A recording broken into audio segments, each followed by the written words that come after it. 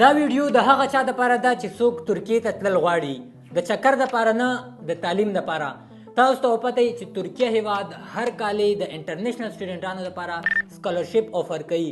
هغوی ته موقع ورکوي چې هغوی په ترکیې هیواد کې بالکل مفت تعلیم ترلاسه کړي. او دې کال بیا ترکیې هیواد هغوی یو خپل سکالرشپ لانچ کړی دی چې د هغې نوم دی ترکیه بورسلاري سکالرشپ 2026.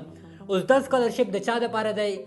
دې دپاره څه شي ضرورت دی، کوم اسناد ورته پکارېږي، کله نه شروع کېږي، دا ټولې خبرې موږ په دې ویډیو کې ډسکس کوو. زه به تاسو ته ښیم چې تاسو باید څنګه ځان ورته تیار کړئ او د دې دپاره اپلای وکړي. دا یوه ضروري موقع ده او دا موقع ډېرو کمو کسانو ته میلاویږي.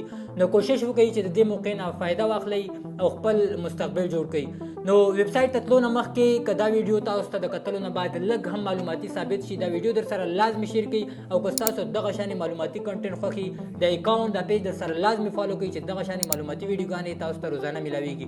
نو زه د دوی ویب سایټ طرف ته زه د دوی ویب سایټ ته راغلم. دا ویب سایټ سکالرشپ به موږ اول چې کوو چې دا د کله نه شروع کېږي. زه اوس دلته راغلم اپلیکیشن کلنډر ته. دلته نه که تاسې د تاریخ وګورئ، جنوري 10 فبروري 20 یعنی د 10 جنوري نه ونیسه تر 20 فبروري پورې ټایم شته دی چې دې درمیان کې په منځ کې تاسو خپل اپلیکیشن جمع کړئ د سکالرشپ دپاره. یعنی سبا 10 جنوري ده، هغې نه ته شروع کېږي، تر یوه میاشت ټایم تاسو سره شته دی.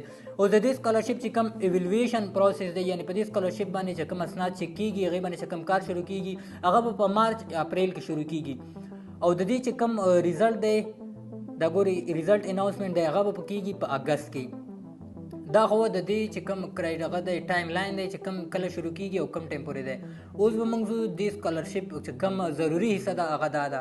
اوس دا سکالرشپ چې دی په 15 سټیپس کې مکمل کېږي.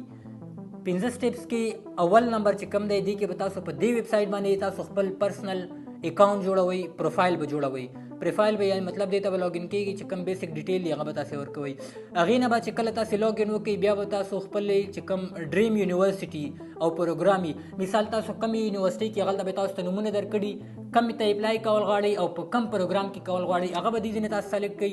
دریم نمبر کې دی تاسو چې کوم پروګرام سلیکټ کړئ او کوم یونیورسټیانې مو سلیکټ کړئ، هغه به تاسو ریویو کړئ. مثال هغه به تاسو وګورئ، داسې نه چې څه غلطي درنه شوي، مطلب خپل یو ځل به بیا یا دهاني په وکړئ په هغې باندې. څلورم نمبر کې دی تاسو خپل اسناد ورته اپلوډ کړئ، چې کوم د اسناد هلته تا نه غواړي، تاسو نه غواړي، هغه به تاسو اپلوډ کړئ.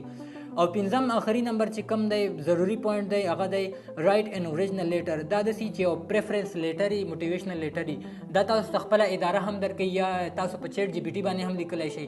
د دې مقصد دی چې مثال دې کې تاسو کوم بنیادي خبرې دي هغه ورته ویلی شي چې ستاسو دې سکالرشپ ته ولې اړتیا پیدا شوله چې دې دپاره تاسو اپلای کوئ، یا تاسو چې کوم دا پروګرامونه کوم یونیورسټیانې سلیکټ کړي دي، دې کې داسې خاص څه دي چې یونیورسټیانې خو نورې هم شته دي چې تاسو ولې دا سلیکټ کړي. مثال چې کوم ستاسو انټرسټ دی، ستاسو شوق دی، او چې کوم بیسک خبرې دي هغه به تاسو په دې موټیویشنل لیټر کې تاسو ایډ کړئ.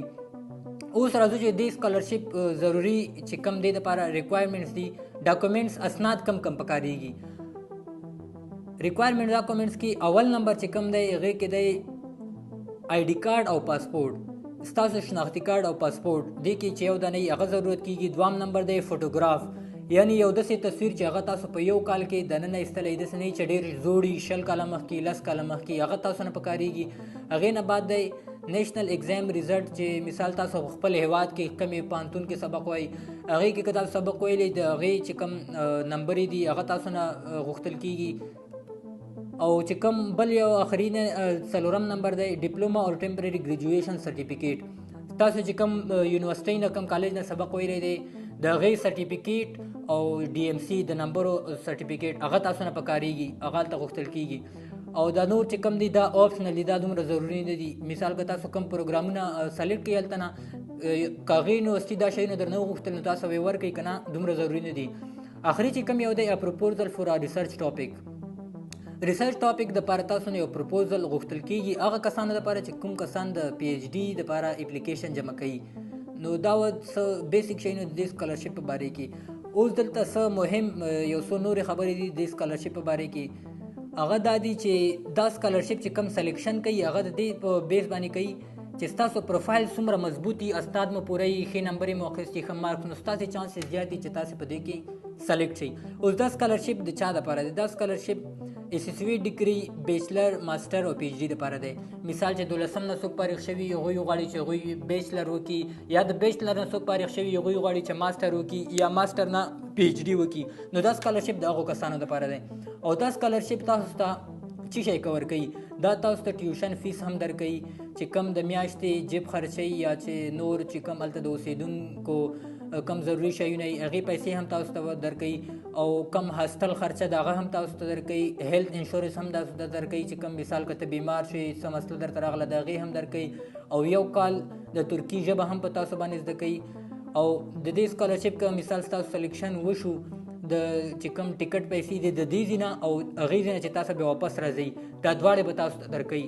نو دا د دې ډېر ښه هغه دي چې کوم دا کور کوي دا ډېر ضروري شیونه دي زبردست. اوس دلته لیکلي دي چې ایلیجیبیلیټي ریکوایرمنټس فور اسوسیټ او بیچلر ډیګري 70% دا تاسو نه پکارېږي یعنې چې کم ستاسو اګزام ورکړی د هغې چې کم فیصدي هغه تاسو نه 15% پکارېږي.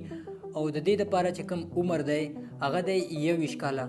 اوس مثال که ته د 12 نه فارغ یې او ته غواړې چې خپل بیچلر ډیګرۍ دپاره اپلای وکړې نو ستا عمر باید 21 کاله وي. او که ته بیچلر نه ګریجویټ یې او ته غواړې چې د ماسټرۍ دپاره یې وکړې نو ستا عمر باید 13 کاله وي یا پی ایچ ډي دپاره کوې نو ستا عمر باید 15 کاله وي.